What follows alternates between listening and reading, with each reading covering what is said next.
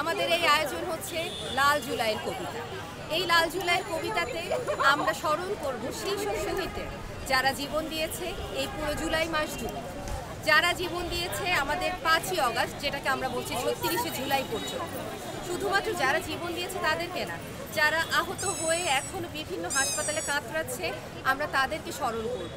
আমাদের এই আয়োজন তাদের জন্য। আমরা সম্মান জানাচ্ছি সেই সব পিতামাতাদের যারা সন্তান হারিয়েছেন, যাদের সন্তানরা চিরতরে পঙ্গু হয়ে গিয়েছে এই আন্দোলনের মধ্য দিয়ে। আমাদের সন্তানরা এখনও কাতরাচ্ছে হাসপাতালে।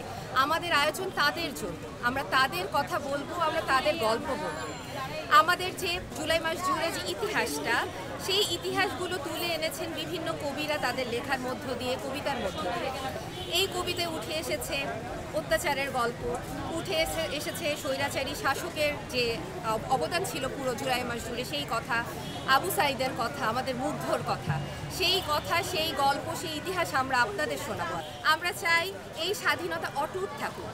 যেই সরকারি আসুক, যেই আসুক, তিনি যেন স্বৈরাচারী হয়ে না ওঠেন।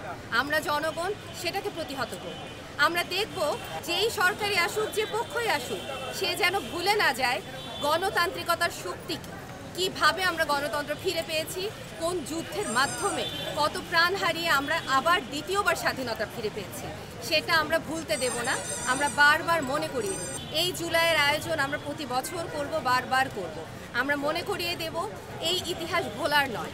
এই ইতিহাস আমাদের 1952-র ইতিহাস আছে, আমাদের 71-এর ইতিহাস আছে, আমাদের ইতিহাস তৈরি হলো 2024-এ।